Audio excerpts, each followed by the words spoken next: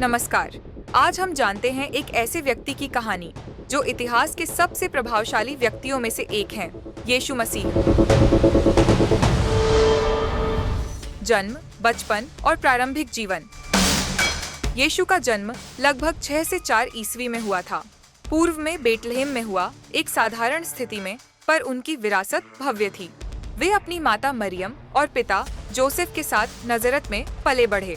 12 वर्ष की अवस्था में वे यरूशलेम के मंदिर में विद्वानों के बीच उनकी बुद्धिमत्ता और चेतना से सभी को चकित कर देते हैं। सार्वजनिक सेवा की शुरुआत। लगभग 30 वर्ष की आयु में उन्होंने जॉन द बैप्टिस्ट से जॉर्डन नदी में बपतिस्मा लिया। यह उनकी सार्वजनिक सेवा की शुरुआत थी, जब दिव्य स्वर सुनाई दिया, यह मेरा प्रिय पुत्र है। तत्पश्चात उन्होंने 40 दिनों तक रेगिस्तानी परीक्षा सहकर शैतान के लुभावने प्रस्तावों का सामना किया। चमत्कार और अंतिम सप्ताह। उन्होंने गलील, बेतनिया और यरूशलेम में प्रचार किया।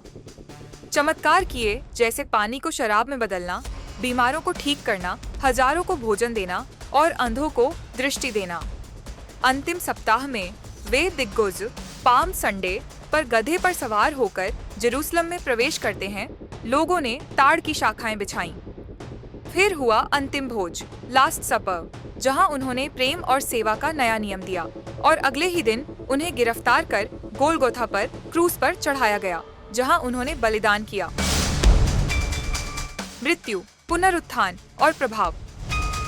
यीशु की 33 वर्ष की आयु में मृत्यु हुई, लेकिन 3 दिन बाद उनका पुनरुत्थान हुआ। उनकी कब्र खाली पाई गई। यह ईसाई धर्म का केंद्रीय विश्वास है। उसके बाद वे 40 दिनों तक शिष्यों के सामने प्रकट हुए, उन्हें दिशा दिखाई और फिर स्वर्ग की ओर आरोहण, असेंशन किया। ऐतिहासिक प्रमाण और सारांश।